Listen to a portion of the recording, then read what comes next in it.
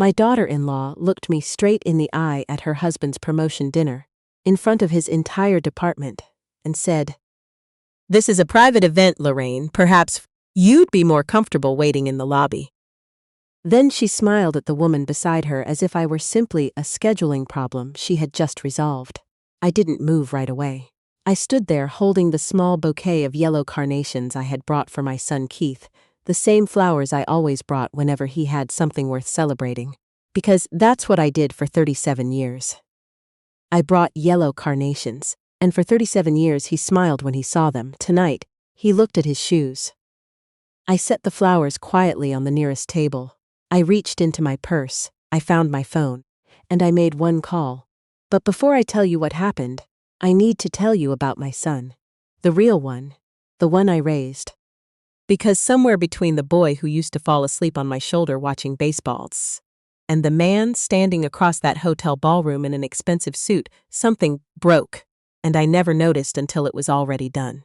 My name is Lorraine, and I live in a 2-bedroom house in Columbus, Ohio, on a street where the maple trees are old enough that their roots push up the sidewalk in front of every third yard.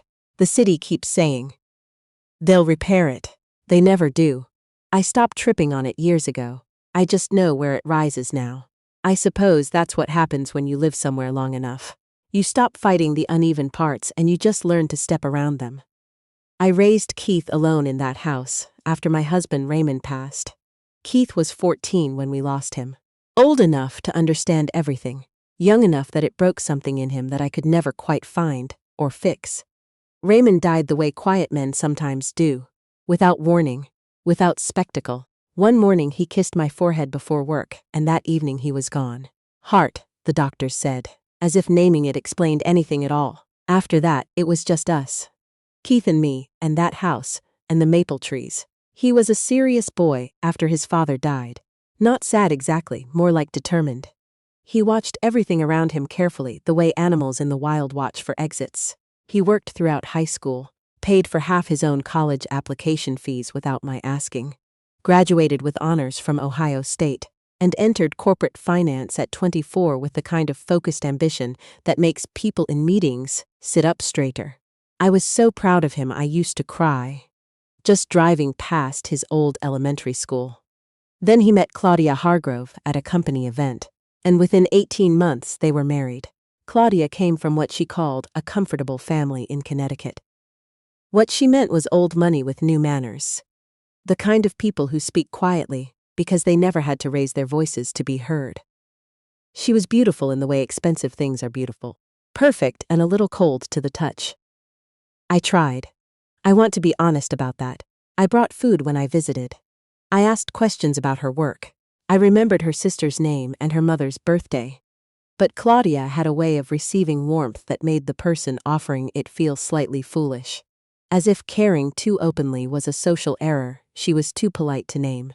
The first time I noticed the distance with Keith was Thanksgiving, 2 years into their marriage. He corrected me at the dinner table. Not sharply, gently, which somehow made it worse. I had been telling a story about when he was young. Something funny, something I loved remembering. And he interrupted with a quiet laugh and said, "Mom, you don't need to share every story." I looked at him. Claudia was looking at her wine glass with an expression of exquisite patience. I finished my sentence and changed the subject. I told myself it was nothing. Stress, new marriage. People adjust. But adjusting, I learned over the next several years, has a direction. And the direction Keith was adjusting in led slowly, steadily away from me. He stopped calling on Sundays. Then on my birthday, he sent a gift instead of visiting. Then Christmas became a "we're splitting the holidays this year" situation, which meant I spent Christmas Eve with them for 3 hours, and Christmas morning alone with coffee and the television. I learned to make the most of my 3 hours. I always brought yellow carnations. Then came the promotion dinner. Keith had been named regional vice president of his firm. It was a significant thing, the kind of career moment Raymond would have cried about. I drove 2 hours to Columbus City Center in my good wool coat, the charcoal gray one with the velvet collar that I'd had for 11 years, but kept because I still thought it was lovely. I parked in the hotel garage and walked through the lobby carrying my carnations. The ballroom was already full when I arrived. Round tables draped in white linen, centerpieces of white orchids, bar along the far wall, men in dark suits, women in sleek dresses. Everything expensive and carefully arranged. I spotted Keith immediately. He was laughing near the center of the room with several men I didn't recognize. His laugh looked the same as always. That was the thing about Keith. He could always be charming in a room. Raymond was the same way. There are men who make everyone around them feel important, and for years I believed my son was one of them. Then he saw me. The laugh didn't disappear. It just changed pitch, became a performance instead of a feeling. He came toward me with the kind of smile that moves only the lower half of a face. "Mom," he said. "You made it." "Of course I did," I said. I held up the carnations. He glanced at them, then away. "I'll find a vase," he said vaguely, taking them from my hand and setting them on the nearest surface without looking for a vase.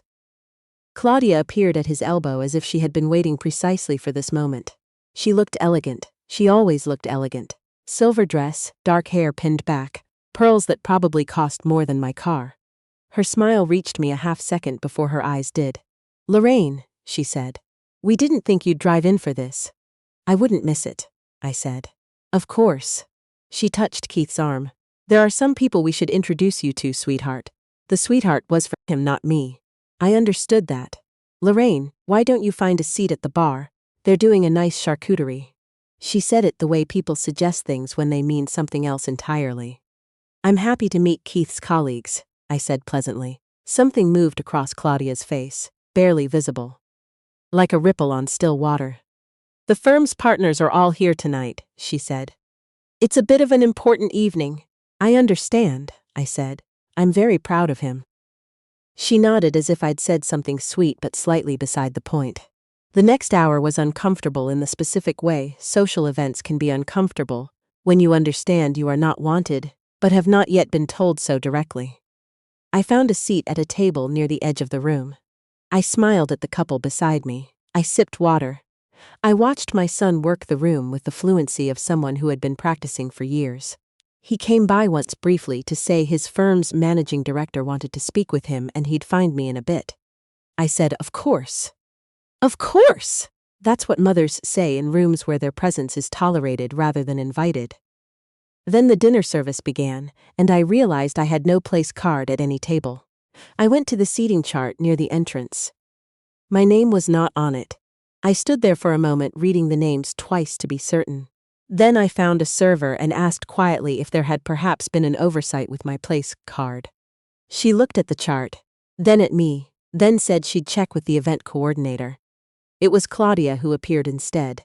She walked toward me with her chin slightly elevated, which I had learned, over the years, was her posture when she was about to deliver something she had already decided. 3 women from the firm followed at a small distance, close enough to witness, far enough to claim they hadn't heard. "Lorraine," she said, her voice modulated and pleasant. "I should have called ahead. The dinner portion of tonight is really for firm employees and their plus ones. The guest list became quite tight." She paused. "I think it might be better if you waited in the lobby. The hotel has a lovely sitting area. We'll find you afterward for dessert." The lobby. Like a coat check. Like luggage. I looked at her steadily. "I'm Keith's mother," I said. "Yes," she said, "and we love that you came all this way. But tonight is a professional event, and we want to make the best impression." She smiled. "You understand," she said it, "the way certain people say things. They know you cannot argue with publicly without looking like the difficult one." I looked past her toward the ballroom. Keith was across the room. He had turned just slightly away, at an angle where he could plausibly claim he hadn't seen what was happening. He had seen. I reached into my purse. I found my phone. I found the number I had not called in almost 3 years. My old friend and attorney, Hadley Crane, answered on the second ring. "Hadley," I said quietly, "I need you to do something for me." A pause, then, "Tell me." I stepped to the side of the lobby, away from the event entrance, and I told her everything in 2 minutes. Hadley has known me since we were both young mothers in the same neighborhood 30 years ago. She became an estate attorney. She handled my paperwork after Raymond died. She is the kind of woman who, when you call her at 8:30 in the evening, simply listens and then says, "All right," Give me 20 minutes. I hung up and sat down in the lobby. The chairs were comfortable, as Claudia had promised. Now I should tell you about Raymond's brother, my brother-in-law Theodore.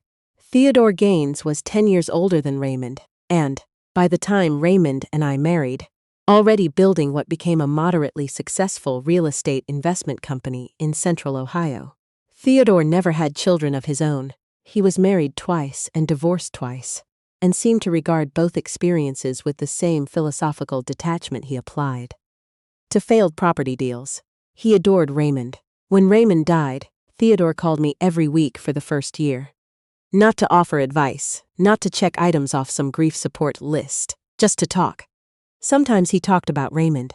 Sometimes he told me about some property deal he was working on. Sometimes we talked about nothing at all for 40 minutes, and I felt less alone than I had all week. He was the one who suggested, 9 years after Raymond died, that I might consider putting some of my savings into a small commercial property he was developing near Westerville. He explained it carefully. He didn't push.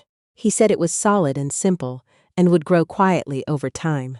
He said Raymond always had good instincts about people and property, and he'd inherited those instincts, and he wanted me to benefit from them. I used part of the insurance money. I signed the paperwork. I mostly forgot about it for years the way you forget about a seed after you've put it in the ground.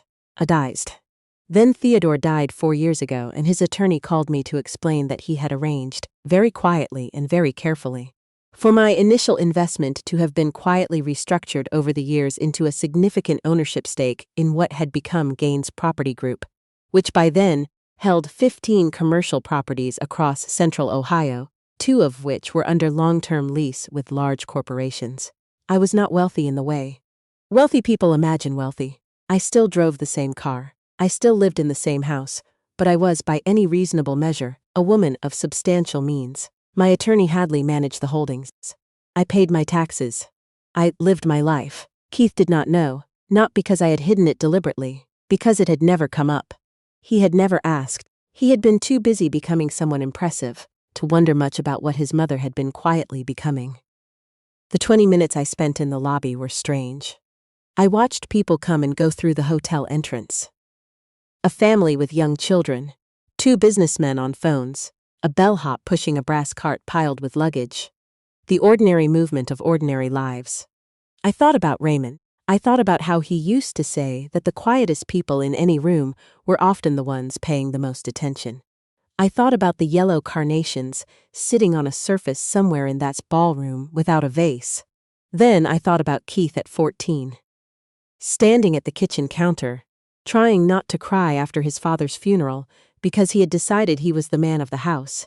Now, and men didn't cry. I sat down beside him and didn't say a word. I just put my hand over his. He cried anyway. It lasted about 4 minutes. Then he washed his face, and we ate leftover casserole from the church ladies and watched the weather report together because neither of us could face anything that required feelings. That was the boy I raised. Somewhere inside the man in the expensive suit, that boy still existed. I was thinking about that when Keith appeared in the lobby. He walked toward me with the expression of someone managing damage. Not guilty. Managed. There is a difference, and it matters. "Mom," he said. I didn't know Claudia was going to. "You turned away," I said quietly. He stopped. "When she was talking to me," I said, "you turned just slightly away, so you could see without being seen to see." He sat down in the chair beside me. He was quiet for a moment. "This dinner matters," he said finally. "The partnership decision is coming up and I need everything to go." "I know it matters," I said. "Then you understand." "I understand that your wife asked me to wait in the lobby while your colleagues ate dinner," I said. "And you let her." He rubbed the back of his neck. That was the same gesture he'd made at 14 when I caught him in a lie about his homework. Some things travel intact through decades. "It's complicated," he said. "Is it?" He looked at me. Something moved across his face that might have been shame, might have been frustration. With Keith it was sometimes hard to tell. He'd learned to wear both the same way. "What are people going to think when they see my mother sitting out here while—" "I don't know," I said honestly. "What do you think they'll think?" He didn't answer. We sat together in the lobby for a few minutes without speaking. The chandelier above us was large and elaborate, and lit everything too brightly. I thought of the house on the street with the maple roots. How Keith used to climb those trees before his father died. How he stopped. After. You should go back in, I said finally. He looked relieved, which told me everything I needed to know about where we actually stood. I'll find you after, he said. Yes, I said. I'll be here. He walked back toward the ballroom. I watched him go, then I checked my phone. Hadley had sent a message. Done. Call me tomorrow. I didn't sleep well that night. I drove home to Columbus in the dark with the radio on low, and I thought about all the moments I had let pass without comment. The birthday gift instead of a visit. The 3-hour Christmas.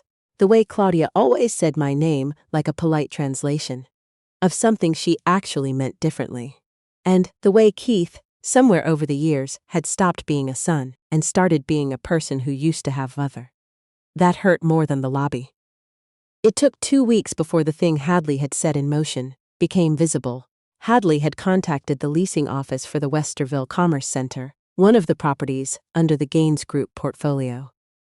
Keith's firm, I had recently learned through a detail he'd mentioned once without much thought, had been in final negotiations for a long-term office lease in a new location. The Westerville Commerce Center was one of 3 properties they were considering. Hadley simply made sure that the appropriate disclosure documents were filed with the leasing office, which then passed through to the managing director's review desk, which meant that when Keith walked into his Monday morning strategy meeting, there was a question waiting for him that he had not anticipated. Why had he failed to disclose that a property under serious lease consideration was majority owned by his mother? I did not orchestrate what followed. I want to be clear about that. I didn't plant anything or engineer consequences. I simply stopped being invisible. The way quiet things sometimes do when you finally stop ignoring them. Hadley told me the rest. Keith's managing director, a careful man named Stuart Albright, called her directly to verify the ownership records. He was professional and thorough and not unkind. He said he understood.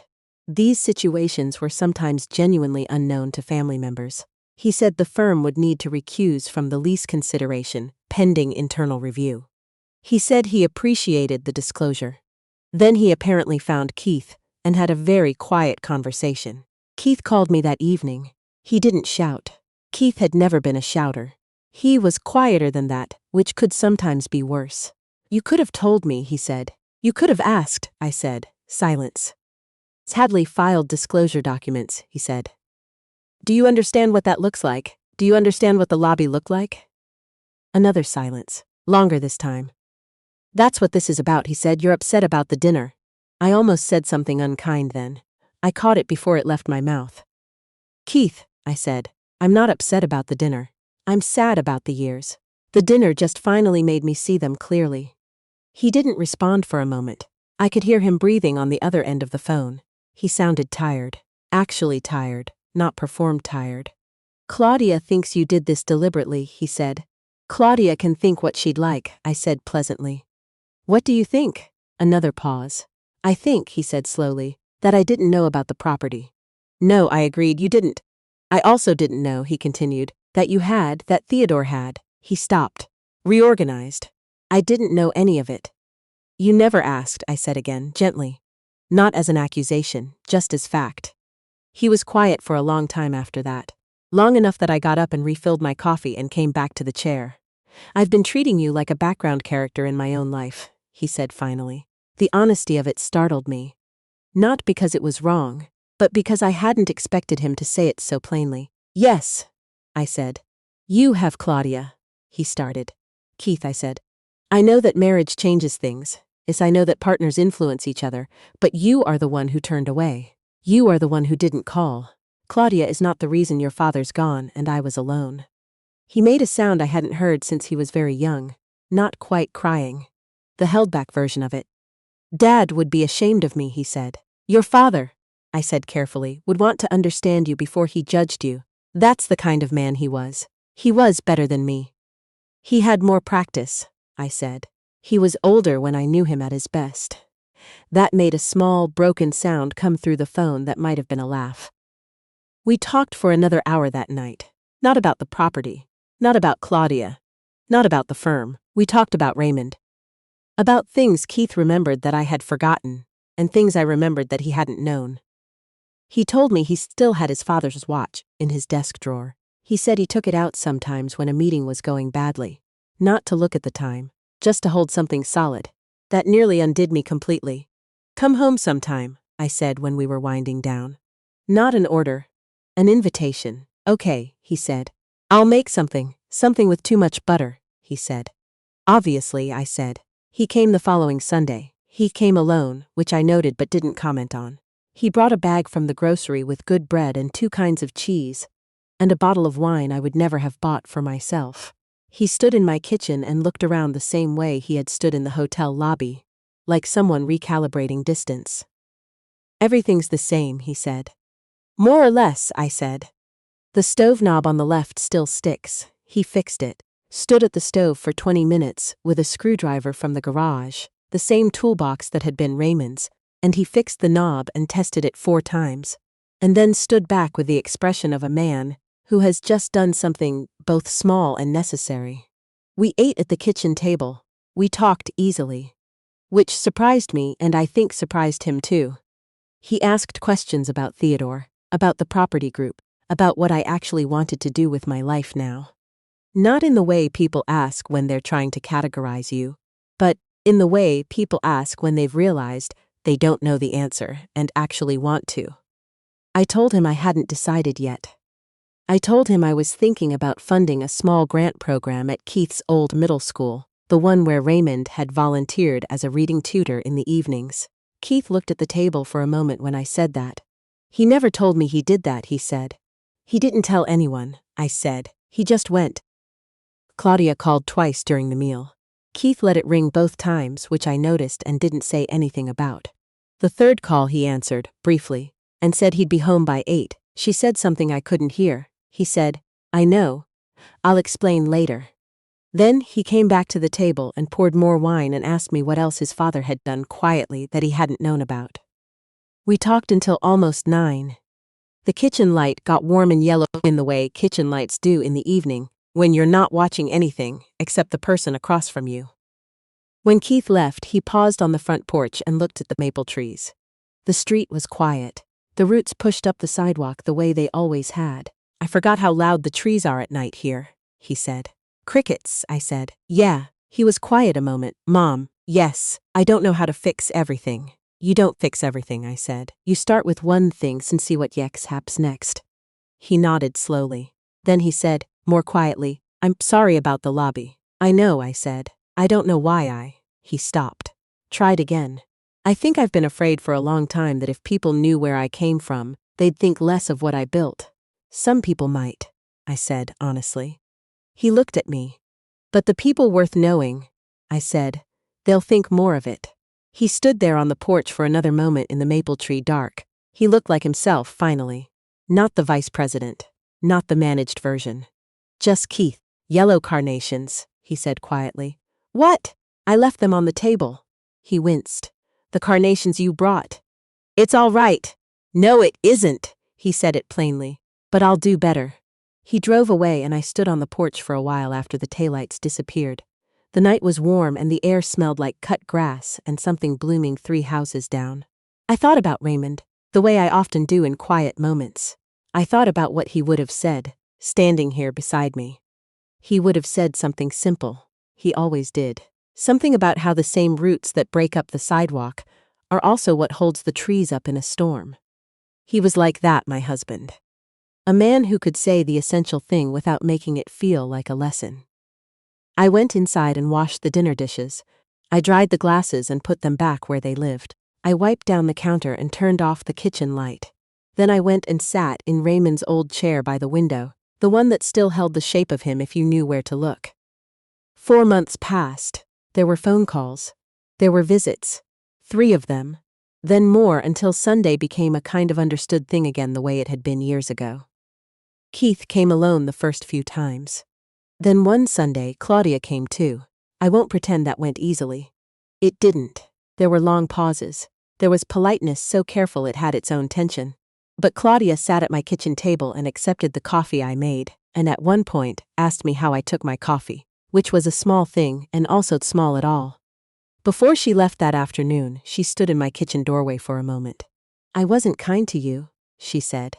No preamble, no softening. "No," I agreed. I told myself it was about the dinner, the firm, but it wasn't. She looked at the window. "I think I didn't want Keith to need someone else. Anyone else." She said it with the controlled precision of someone who had been practicing it. "That wasn't fair." "No," said. Again, she nodded once. Then, quietly, "I'm going to try to be better at this." I looked at her. Behind the pearl earrings and the careful posture was someone very young in the way that ambitious people sometimes are. So busy building the future that they forget how much they need the past. "That's enough to start with," I said. By the time spring came, my dining room table was full again. Not with investors or managing directors or people calculating impressions. Just family. Keith and Claudia and my sister's daughter Ava, who drove up from Cincinnati with her 2 kids who were small enough to be delighted by everything, and loud enough to fill all the quiet spaces. My neighbor Herbert came for the first time, because I finally invited him instead of just thinking about it. Keith stood in my kitchen helping me carry things to the table, the same thing he'd done at 8 years old when the casserole dish was too heavy for him, and he carried it with both hands, and his whole face clenched in concentration. He still carries things the same way. I noticed that. At the table, one of Ava's kids asked Keith what he did for work. Keith glanced at me briefly. "I work in real estate," he said. "Partly." Ava raised an eyebrow. "Partly?" "My grandmother owns things," he said with a small real smile. "So it's complicated, grandmother." He'd never called me that before. I'm not a grandmother, not technically, but the word landed gently and I let it stay. Ava looked at me. "You own things?" "Some things," I said. "What kinds of things?" I passed her the bread, the kind that grows slowly if you leave them alone long enough. She laughed. She didn't know I meant more than property. The afternoon went long and easy. The kind of afternoon you don't notice building around you until you look up and realize the light has changed and no one has reached for their phone in an hour. Keith told a story about his father that I hadn't heard before, a small one, something about Raymond teaching him to parallel park, which involved a traffic cone and an apology to a neighbor. Everyone laughed. I laughed. He looked across the table at me while he was telling it, not checking my reaction, just including me. The way a son looks at his mother when he's remembering something good and wants her to know he's remembering it with her. Some things you cannot fix. Some words cannot be taken back, and some evenings cannot be undone, and some damage leaves a texture even after it heals. I know that. I carry the lobby in a small, quiet place that I don't visit very often anymore, but it's there. But I also carry this, the maple trees and the coffee in the morning, and Raymond's old chair, and the sound of my son's voice when it finally sounds like himself again. I carry yellow carnations in a proper vase now, on the kitchen windowsill, because Keith brought them the 3rd Sunday he came, and found a vase himself without being asked. He still turns away sometimes, in large rooms, around impressive people. Old habits are slow to die. But he always comes back. And when he comes back all the way. That, I think, is what Raymond would have said was enough. Not perfect, not repaired as if the break had never happened, just real, and here, and ours. That's what I told myself on that warm spring evening as I stood at my kitchen window, watching people move around my table, and listening to the sound my house makes when it's finally full again. It sounds like nothing I can describe, and everything I spent years missing. It sounds like home.